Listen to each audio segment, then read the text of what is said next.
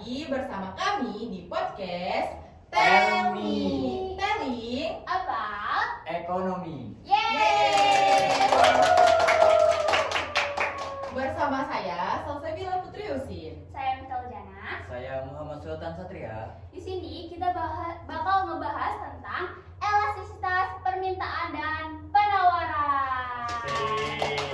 Jadi kita di sini kedatangan tamu nih. Beberapa tamu yang mungkin expert kali ya di bidang ekonomi gitu. Boleh kakak-kakaknya dikenalin satu-satu? Halo teman-teman semuanya, perkenalkan nama saya Nurul Rasana. Halo teman-teman semuanya, perkenalkan nama saya Lintang Ayunaswa. Halo guys, perkenalkan nama saya Nishan Alia Gaida. Halo semuanya, kenalin nama saya Tarik Agil Al-Ghifari. Oke. By the way, kayak banyak banget gak sih sekarang tuh kayak isu ekonomi di negara kita kan, dari mulai tentang bensin, rupiah gitu kan, dan Iya, ya. pasti banyak banget pertanyaan yang muncul gitu di benak kita sebagai masyarakat mahasiswa gitu kan ya, dan banyak juga kayak sebenarnya dampaknya juga gitu ke kita. Nah di sini kita bakal tanya-tanya nih ke kakak-kakak yang keren-keren ini. Gitu. Makasih ya. Siap, jelas Siap dong, dong. harus siap. Oke.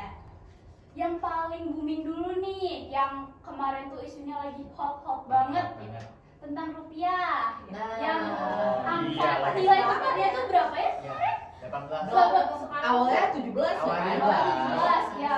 Naik Naik 18, tapi 18. kemarin tuh ada keturunan 1%. Jadi sekarang di 17 berapa gitu ya kalau nggak salah. 17 Tapi berapa? sempat nyampe di 18. 18. Ya, Itu sempat nyampe. Memecah rekor. iya, Ya, Paling buruk iya. sepanjang sejarah. Betul, Iya. gitu kan.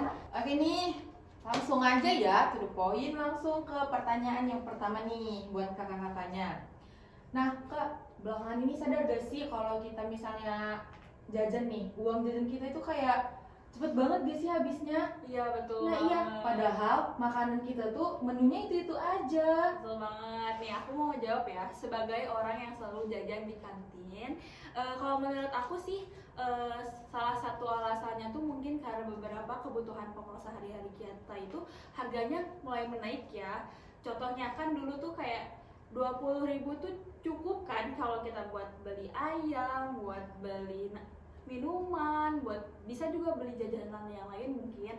Tapi kalau sekarang tuh kayak 20.000 tuh kayak kurang banget kan, kayak pas-pasan banget buat beli nasi seporsi juga kurang, terus minuman juga kurang kan. Nah, itu tuh mungkin karena harga kebutuhan pokok tuh naik. Contohnya itu beras.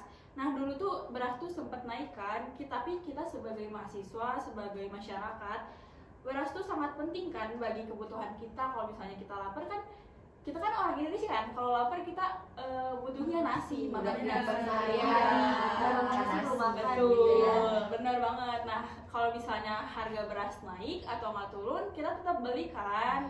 Ya mau nggak mau tetap beli Biar gitu. mahal gitu.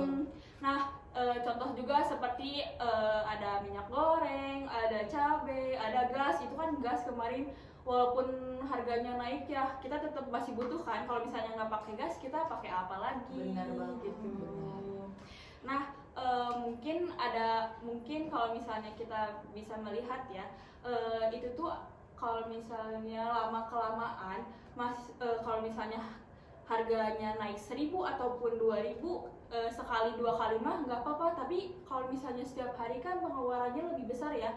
Kita sebagai mahasiswa tuh kayak apalagi yang ngekos tuh kayak yang awalnya dulu satu bulan tuh 1 juta, tapi sekarang tuh tiba-tiba satu bulan tuh tiba-tiba 1.500.000 kan, boncos juga ya. Nah tapi itu tuh salah satu contoh inflasi. Nah inflasi itu sederhananya tuh gini nih. Jadi ketika harga barang dan jasanya naik, tapi akibatnya tuh daya masyarakatnya tuh menurun karena uang yang sama tidak bisa menghasilkan kebutuhan sebanyak dahulu gitu, sebanyak sebelumnya. Oh gitu. kayak misalnya nih, aku anak kosan, dulu mah 1 bulan 1 juta cukup, sekarang mau nggak cukup gitu Iya, ya. gitu. Kerasa banget. Karena kebutuhan emang dari pemerintah, dari segalanya tuh kayak gitu, harganya naik gitu. Tapi kan itu kebutuhan pokok kita ya. Nah itu tuh termasuknya elastisitas, inelastis, ya kan? Ya. Betul kan? Jadi kayak walaupun harga naik ya mau gak mau kita harus tetap beli. Nah upaya kita sebagai masyarakat tuh kayak mahasiswa tuh kayak harus selektif lah dalam membeli. Jadi kayak beli ini jangan terlalu banyak lah, jadi kayak jangan terlalu boros. Kayak kalau misalnya boros kan mungkin kita nanti di akhir bulan tuh nggak cukup ya Iya, buat bakal. makan, kayak aduh pas-pasan banget, apalagi harga naik, terus orang tua jauh, mau minta ke orang tua Iya, juga bener. malu. Bener, yang ada Bener pusing banget, Iya, gitu kan. nah gitu. Tapi ya gitulah, kita sebagai mahasiswa harus selektif dalam membeli segala hal juga.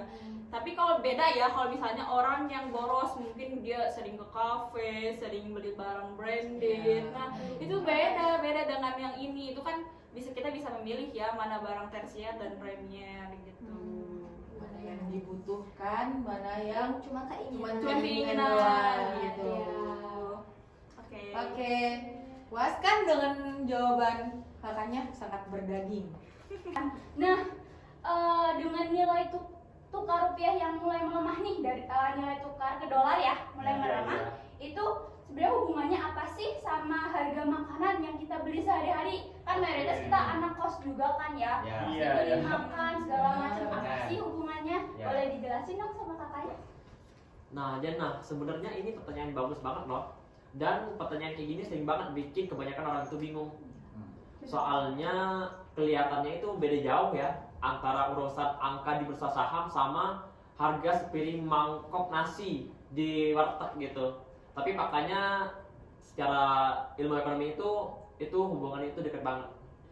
Gimana tuh? Boleh Nah, dijelasin? cara gampang memahaminya gini. Di dunia ekonomi modern ini ada yang namanya efek domino global. Apa tuh efek domino global? Nah, Kayak gimana? misalkan nilai dolar itu menguat dan rupiah melemah, artinya kan kita butuh banyak rupiah untuk bisa menukar $1. Ya benar, benar banget. benar. Otomatis nanti barang yang masuk ke Indonesia lewat jalur laut bakal mahal. Oh, Iya, jadi benar. lebih ke impor ya, impor Iya. dari luar ke dalam gitu ya. Heeh. Jadi dari situ harga-harga ikut naik. Iya, gitu. Benar. Terus dampak domino ini kan mempengaruhi harga ya. Iya. Itu tuh lewat jalur apa aja sih? Nah, dampak domino itu bisa mempengaruhi harga itu lewat 3 jalur, Jannah. Oh, ada. Yang pertama itu jalur bahan baku langsung. Di Indonesia ini kan banyak banget masyarakatnya penggemar pecinta gorengan, tahu, tempe, Iya, jadi benar-benar. seman kayak Iya, gitu. aku juga suka. Oh. Pasti teman-teman yang lain Iya, juga apalagi suka. kita ini kan mahasiswa gitu kan. Benar, Jadi murah kalau- kan? Iya, karena Tahu murah. dulu. Gitu. Tapi faktanya di Indonesia ini swasembada bahan baku buat tahu tempe yaitu kedelai murni itu masih mengimpor dari Amerika tau. Oh, jadi tahu tempe yang kita makan selama ini tuh Oh. bahan bakunya nih impor dari Iya. luar negeri. Oh, sekecil bahan baku aja impor Iya. gitu ya. Oh, Begitu my juga God. dengan roti sama mie instan yang kita beli. Oh. Itu bahan bakunya masih kita impor dari Australia. Tepungnya ya dia kayak Iya. gandumnya gitu. mungkin ya. Gandumnya itu. Oh. Soalnya di Indonesia ini penanaman pangan buat gandum itu masih belum mencukupi, masih terbatas gitu. Jadi perlu impor dari luar negeri. Gitu. Baik. Mungkin udah terjawab ya ternyata kenapa pengaruh rupiah naik nih pengaruh ke harga-harga barang juga yang kita beli sehari-hari, harga makanan yang kita beli sehari-hari itu karena emang barangnya tuh impor gitu kebanyakan Iya. dari luar gitu. Terus jalur apa lagi? Kan tadi ada 3. Yang kedua itu ada namanya jalur penerusan dampak secara tidak langsung. Gimana tuh? Gini, banyak ya itunya. Kebanyakan orang sekarang ini pikir gini loh. Kalau aku beli ayam lokal ya, itu kan telurnya kan juga dari ayam lokal. Nah, dan gede di Indonesia. Jadi apa sih hubungannya sama dolar gitu? Iya. Kan nggak ngaruh banget tuh sama dolar gitu kan? Benar. Nah, tapi sebenarnya memang ayam petelur yang gede di Indonesia itu sama telurnya itu memang lokal, gede di Indonesia. Tapi pakannya itu, pakan konsumsinya, vitaminnya dan komponen utama lainnya itu masih banyak yang mengimpor dari luar negeri. Oh, lagi-lagi impor ya. Iya, impor juga. Jadi tetap aja gitu ada campur tangan impor. Jadi pengaruh pengaruh rupiah yang naik terhadap dolar nih kayak ngefek juga gitu ya. Iya. Walaupun ayamnya lokal, yang which is telurnya juga ya dari ayamnya gitu, yang lokal, tapi karena pangan, vitamin gitu ya dari impor, jadi dia ikut naik juga. Iya, jadi begitu dolar tuh naik, maka biaya operasional pun bakal meroket.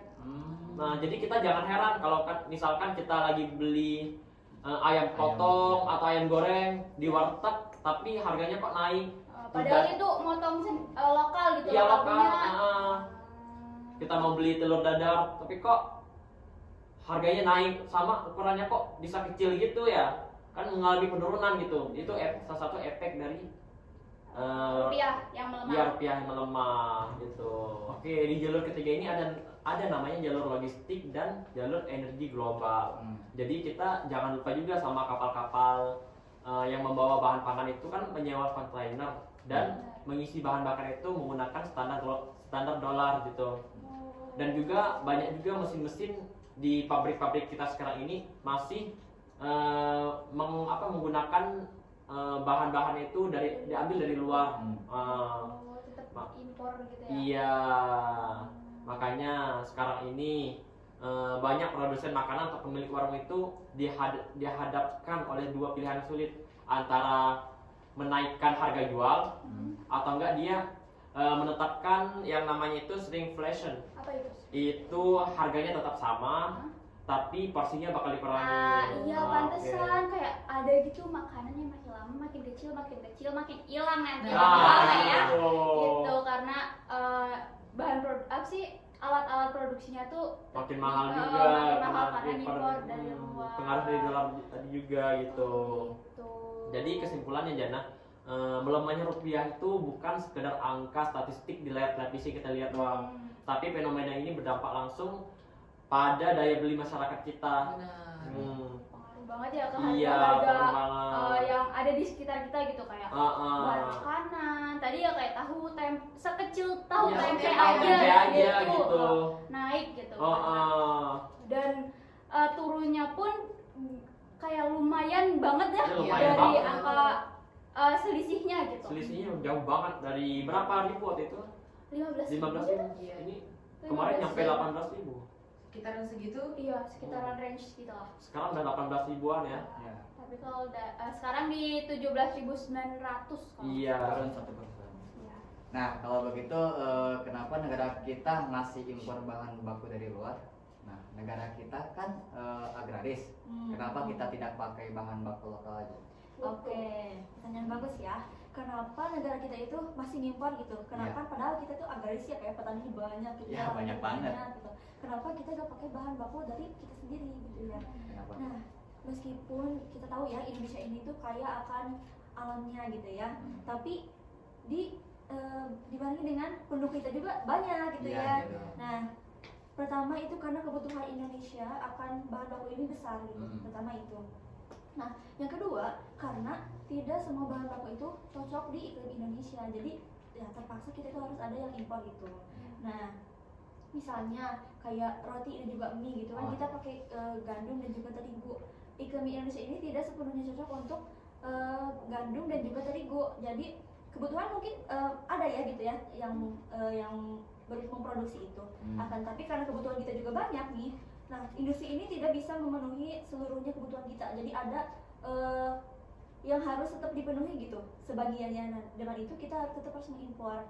Belum lagi ada juga beberapa bahan baku yang kalau kita produksi sendiri itu lebih mahal biayanya daripada kita mengimpor gitu. Jadi untuk karena kebutuhan kita besar, untuk sebagai mengefisiensi biaya juga, kita itu terpaksa untuk mengimpor agar biayanya sedikit lebih menurun gitu. Contoh ya itu kalau di konsep elastisitas bahan baku ini kan kebutuhan pokok ya. Ya. Nah, kebutuhan pokok. Jadi meskipun harganya lagi naik nih, harga disinggung sama Torik gitu ya, kita itu tetap akan beli gitu ya meskipun harganya naik, karena itu kebutuhan pokok kita dan kita harus memenuhi kebutuhan pokok itu gitu ya. Jadi meskipun harga ini naik, kita tetap harus beli gitu. Nah, untuk memenuhi kebutuhan itu bahan pokok itu harus selalu ada, dan kita itu terpaksa sebagian untuk mengimpor gitu. Jadi tidak bisa sepenuhnya kalau kita sendiri gitu. Nah, ini tuh dalam konsep ekonomi gitu ya, itu disebut inelastis permintaan seperti itu. Nah, terus kenapa soal harga cabai atau beras naik? Ya. Nih, misalkan kan misalkan kan panen ya, kenapa gitu si petani itu nggak langsung menurunkan harga tersebut? Oh iya, kenapa ketika harga cabai naik atau beras naik gitu Iya, misalkan tadi. petani itu gak masal gitu ya, Ya. gak biar harganya turun gitu. Nah, kalau ini tuh berkaitan dengan konsep elastisme penawaran gitu kan. Elastisme penawaran itu seberapa besar gitu ya seorang produsen atau petani gitu ya merespon terhadap perubahan harga gitu ya. Nah, sebenarnya ini tuh di luar kendali manusia ya, soalnya petani itu gak bisa asal untuk memanen gitu, karena dari hasil pertanian itu dalam waktu dekat cukup tidak elastis gitu. Karena dalam proses memanen bertani sendiri butuh waktu yang sangat lama gitu. Nggak langsung numbuh Iya, tuh ya. iya, tiba-tiba benar. ada gitu kan, itu lebih ada ya kalau kayak gitu. Nah, jadi kalau dalam hal ini tuh petani tuh gak bisa mengontrol untuk memanen lebih-lebih agar menurunkan harga gitu, karena petani sendiri tuh dalam memproses penanamannya itu butuh waktu, belum lagi karena kondisi cuaca gitu ya, iklim. Iya, Iya. bulan itu ya kayak tiba-tiba Lagi kemarau, tiba-tiba lagi ada air. sih Iya. gitu. Lagi kemarau, Terus air. biasanya juga ada kegagalan panen gara-gara Pasti, hama itu. ya. Nah gitu. Nah jadi petani itu gak bisa sembarang untuk manen untuk menurunkan harga seperti itu. Nah, iya nih, berarti penawaran hasil pertanian itu nggak bisa langsung bertambah ya, Kak? Iya betul, karena itu dipengaruhi eksternal gitu ya. Oh, jadi gitu. Nah, ngomong-ngomong soal harga nih. Nah, kenapa sih subsidi BBM selalu jadi pembahasan yang sangat sensitif nih, Kak? Nah, kalau misalnya lagi ngomongin BBM nih, itu kan lagi hot-hotnya diperbincangkan gitu ya kan. Banget. Apalagi baru-baru ini baru aja ada berita kenaikan Pertamax gitu kan. Apalagi kenaikannya berapa? 4.000. Dalam waktu sehari bisa naik sebanyak itu. Nah, sebenarnya karena BBM ini tuh berpengaruh ke berbagai sektor ya. Jadi kenaikan harga dari BBM ini tuh juga berpengaruh ke berbagai hal gitu. Kayak misalnya nih biaya transportasi itu juga bakal jauh lebih naik gitu. Misalnya kita yang biasanya sehari-hari berangkat ke sekolah atau ke kampus tuh naik angkot, angkutan umum kayak gitu. Nah itu juga kan butuh ngisi daya bahan bakar kan. Angkotnya tuh butuh modal juga kan. Kalau misalnya BBM-nya naik, berarti supir angkotnya itu juga bakal naikin harga juga ke kita Benar. sebagai customer-nya. Nah, itu juga berpengaruh ke masyarakat kan berarti. Terus juga selain itu, BBM naik ini juga berpengaruh ke pendistribusian barang. Kayak jasa angkut barang gitu ya, Kak? Ya, kayak contohnya tuh komoditas barang, kayak misalnya jagung, beras, kopi yang kayak gitu, itu kan diangkut pakai jasa yang kayak gitu kan. Butuh ngisi BBM juga kan. Benar. Nah, jadi itu juga bisa berpengaruh ke barang-barang yang biasa kita pakai gitu. Makanan-makanan yang biasa kita konsumsi kayak gitu. Jadi gitu. Nah, Bisa jadi nggak sih kalau paket terus jadi ongkirnya gitu? Nah, Iya, itu juga bisa benar, berpengaruh ke kita yang biasanya belanja online benar. nih. Males nih buat belanja langsung di tempat. Kan kalau misalnya biaya ongkirnya makin naik, kita juga jadi makin males ya Iya, buat belanja benar. di online juga. Benar sih. Terus nih ya, Kak, kan BBM naik nih, tapi dalam kehidupan kita sehari-hari pasti kita membutuhkan BBM ini. Kayak masyarakat, senaik apapun harga BBM pasti masyarakat tetap beli karena Ya. mereka sangat membutuhkan itu. Kayak setidaknya buat kerja, sekolah gitu.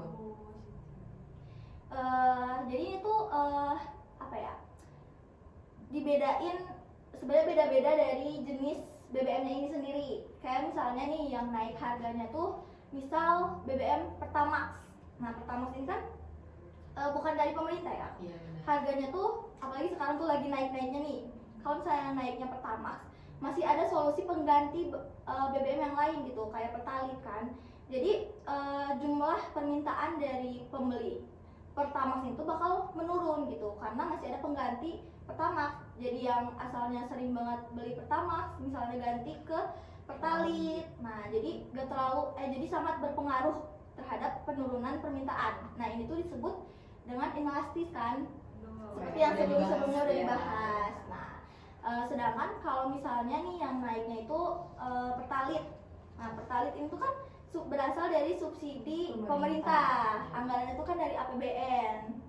Nah, kalau misalnya naiknya Pertalite ini tuh nggak terlalu bisa signifikan berubah ke jumlah peminat pembelian gitu, jumlah permintaan gitu. Karena mau nggak mau masyarakat itu kan kalau bisa dibandingkan antara beli Pertamax sama Pertalite masyarakat tuh masih memilih Pertalite kan, karena masih mahalan harga Pertamax gitu daripada Pertalite. Nah, jadi nggak terlalu signifikan terjadinya perubahan permintaan.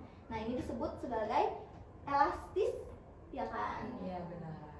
Nah, kalau misalnya nih kayak kita nih sering menggunakan hal sesuatu pasti akan menjadi langka gitu kan. Ya. Nah, sama juga dengan si Pertalite ini. Misalnya nih, kalau masyarakat bakal pindah haluan ke Pertalite. Nah, lama-lama mengonsumsi itu kan bakal banyak tuh pasti karena Pertamax ini harganya naik. Pasti bakal mengalami kelangkaan gak sih kalau buat Pertalite ini? Oke, misalnya nih karena harga Pertamax itu naik, jadinya banyak yang ganti ke Pertalite. Jadi sehingga menyebabkan Pertalite ini tuh mengalami scarcity atau kelangkaan. Nah, bisa aja hal ini tuh berpengaruh ke harga dari Pertalite ini sendiri kan, bisa jadi lebih naik kan. Karena mungkin banyak peminat yang awalnya dari Pertamax pindah haluan ke Pertalite kan jadi banyak kan yang awalnya. Pertalite kan emang dari dulu ngantri banget, iya. tapi sekarang ditambah ngantri lagi sama Pertamax. Nah, Iya. bisa jadi kan nanti terjadi kelangkaan. Nah, kelangkaan ini juga bisa menyebabkan kenaikan harga. Jadi ini Pertamax dan Pertalite ini sama-sama menaikkan harga, dan ini juga bisa disebut inflasi pada BBM. Betul. Jadi begitu. Oke nih Kak, ini pertanyaan terakhir ya dari saya. BBM kan naik. Nah, jadi apakah pengguna yang menggunakan mobil listrik dan motor listrik itu berpengaruh dengan harga BBM yang naik?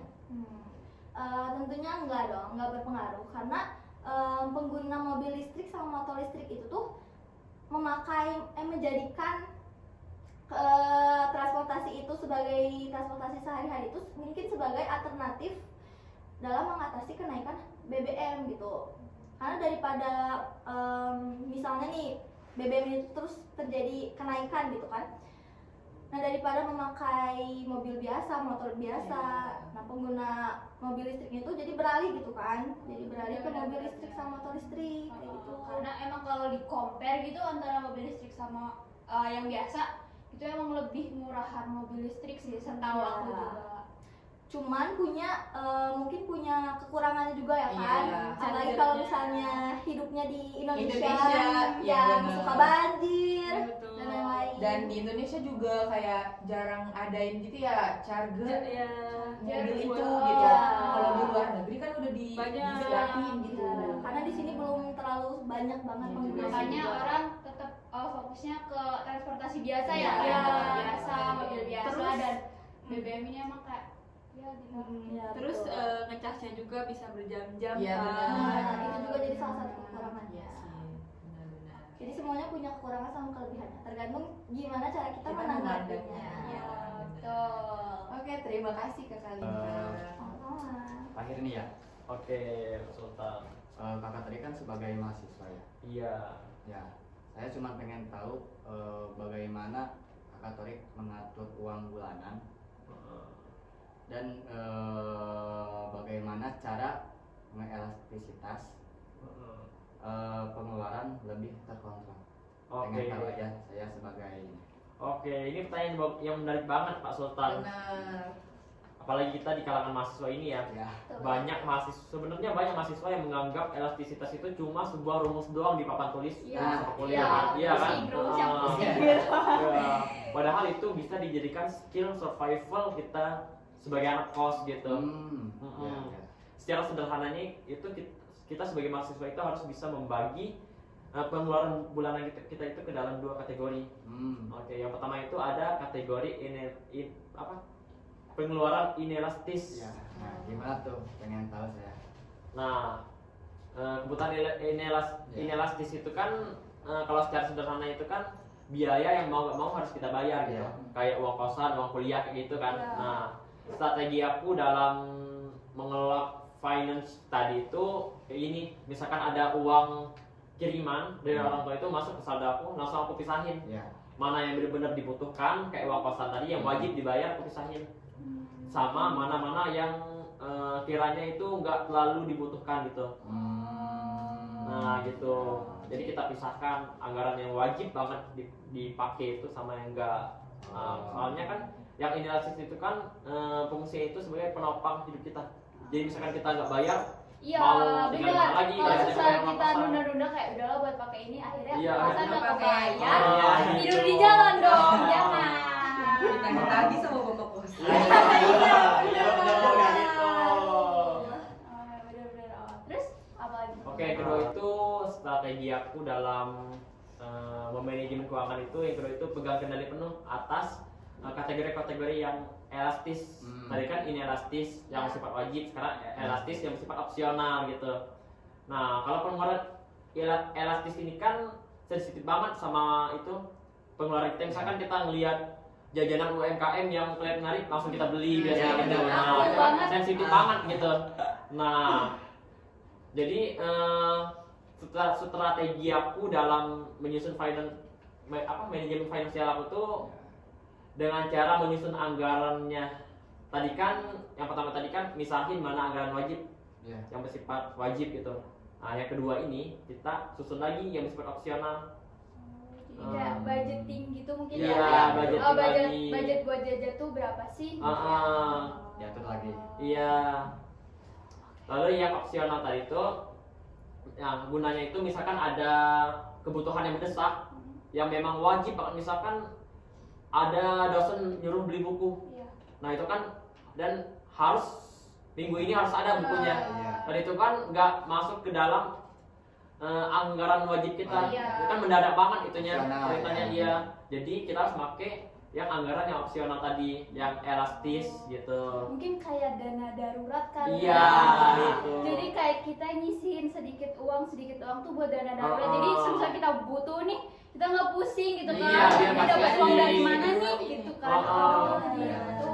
Oke. Gitu. Abis ini aku bikin dana darurat. Iya, isinya gitu ya, agar kebutuhan yang mendesak tadi, yang wajib banget kita penuhin tadi bisa terpenuhi, nggak bikin kita bingung harus kemana, nanti harus ngutang kemana dulu gitu. Iya, betul.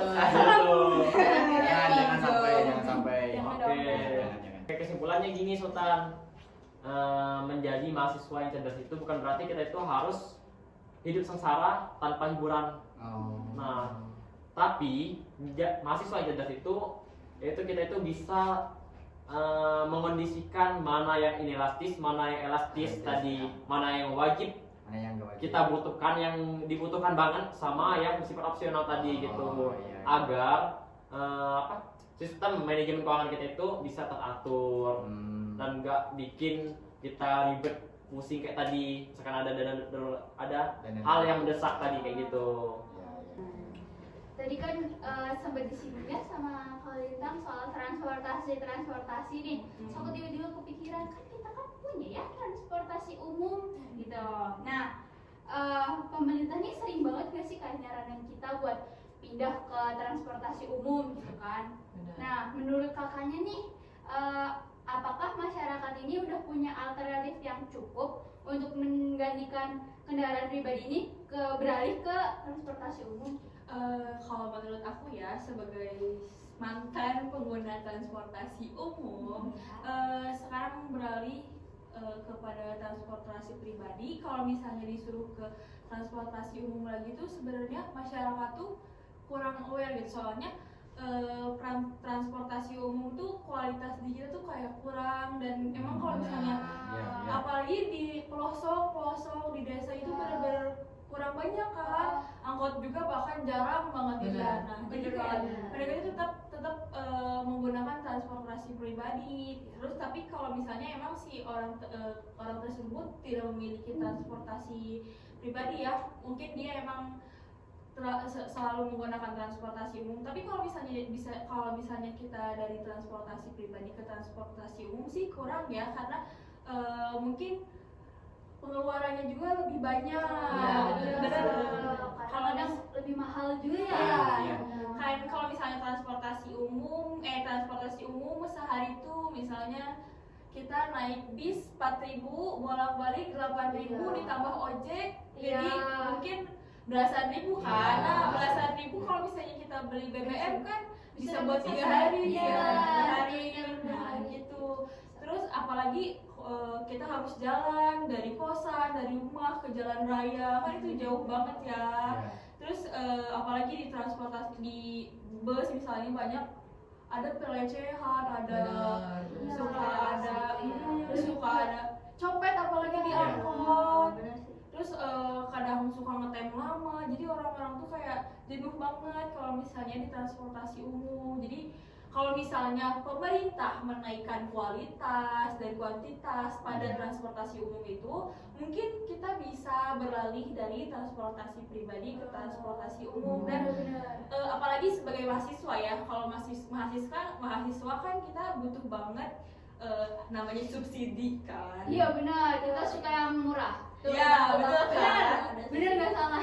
Ya, kalau misalnya bus biasanya 4.000 atau enggak 5.000, tapi kalau untuk mahasiswa mungkin 2.000, dan ada dan kalau misalnya ini mungkin bus tuh ada yang khusus mahasiswa gitu. Betul tidak? Betul. Kak, dan nggak merata juga ya transportasi ini tuh. Iya. Kayak cuma di kota-kota besar nggak sih? Benar. Saya sebagai warga kota yang pojok banget gitu ya, yang terbengkalai gitu, kayak transportasi umum tuh paling apa sih, kayak angkot. Mentok-mentok tuh Itu juga angkot. jarang ya? Iya, itu jarang banget. Kayak dulu tuh masih sering ya, masih kayak banyak berlalang gitu. Cuman kayaknya karena daya orang-orang tuh kayak mikir kayak better pakai kendaraan pribadi. Pribadi, Jadi betul. itu tuh mulai berkurang gitu. Dan emang transportasi umum tuh cuman dibanyakinnya di negara Jakarta Iya, doang ya. benar. Ada yang Kota mahal besar ya. ya. Tapi di Jakarta juga yang kayak kereta apinya nah.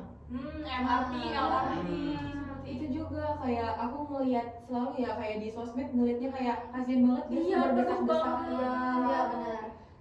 Tapi mereka kalau sebagai orang sana ya mungkin ya, tapi mereka lebih better naik transportasi umum. Kadang orang-orang yang punya mobil, punya motor itu mereka lebih Lebih milih milih buat buat transportasi iya, umum benar. karena tapi kalau dibilang ya transportasi umum di kota tuh bagus gitu loh, kayak MRT, LRT, Transjakarta itu tuh punya jalur khusus Iya, gitu loh. benar. Sedangkan kalau di Bandung ya kan Iya. di Bandung tuh Benar. kurang. Dia itu kayak yang lokalnya aja kayak Ini Iya. Bandung di daerah Ciwidey deh, di daerah Lembang, yang Pengalengan kayak gitu tuh jarang banget Iya. angkot. Bener kayak nunggu gitu lama, terus yang lewat tuh pasti motor lagi, mobil lagi, nggak ada angkot. ujung-ujungnya Grab. iya lebih mahal.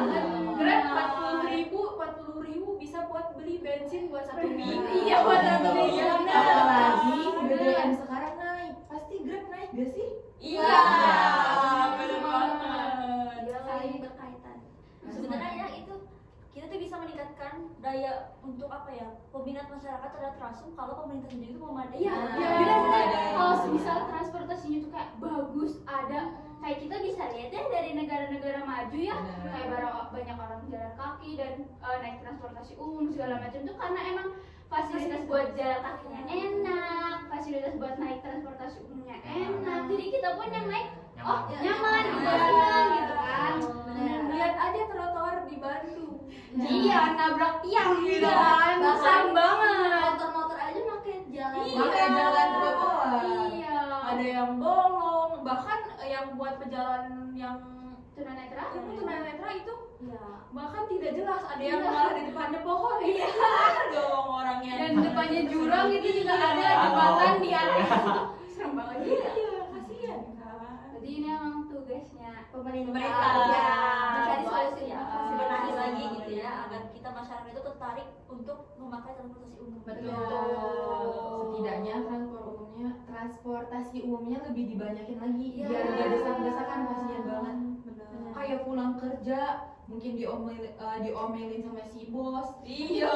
Iya. Kita pulang kuliah juga banyak tugas kan. Iya. Aduh gimana Gimana nyelesainnya? kita naik kereta api desak-desakan. Iya. Makin ruwet ya. Iya. Malah capek di jalan Nah, gitu. Ya mungkin bisa ditingkatin lagi ya. Iya. Biar merata gitu. Fasilitas. Semoga bisa. Mungkin one day, you never know. Amin. Kita Salah satu dari kita. Iya, Amin. mungkin salah satu dari kakak-kakaknya Bergerak itu. berubahnya ya. Ya, mungkin ada yang menata kota Amin. nanti. Amin. Banyak banget ya tadi yang dibahas Ya, dari apa mulai impor ke bawah-bawah Iya. sampai BBM BBM. sampai tadi nilai rupiah Pertama. iya pertama Mobil listrik. iya pertama banjir jangan lupa ya Dan juga karena ekonomi emang luas kan. Iya. Tapi ekonomi kita terapin di kehidupan kita sehari-hari. Iya. Pendampingan gitu ya. Iya. udah jauh-jauh kita dari ekonomi Nggak jauh-jauh kita dari ekonomi. makanya ini pembahasan yang menarik ya Menarik ya. Benar. Oke, jadi itu dia ya yang kita bahas tentang elastisitas. permintaan dan penawaran dari kakak-kakak yang udah ngejelasin dengan Iya. sangat keren gitu. Isinya sangat berdaging ya. Benar, pemirsa. di sini juga kita jadi Wow. tahu ya tentang tadi elastis gitu-gitu. Dan mungkin teman-teman yang punya pertanyaan juga jadi terjawab gitu pertanyaan-pertanyaannya. Mungkin cukup sekian podcast Iya. dari kami ya. Jadi untuk kakak-kakaknya terima kasih ya karena udah menjadi narasumber di podcast Sama-sama. kami. Nanti diundang lagi ya kak ya. Iya. Boleh banget, kabarin aja. Oke, siap. Ditunggu ya penontonnya episode selanjutnya. Oke. Bye. Bye.